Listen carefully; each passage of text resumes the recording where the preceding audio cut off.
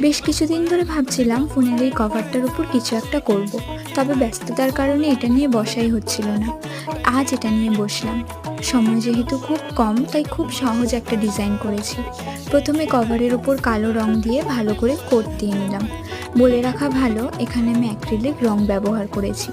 কালো রংটা একটু শুকিয়ে গেলে সাদা রং দিয়ে ছোট ছোট ফুল করে নিলাম। ফুলের মাঝখানে ছোট হলুদ ফোঁটা দিলাম, এতে ফুলগুলো বেশ সুন্দর লাগছিল দেখতে।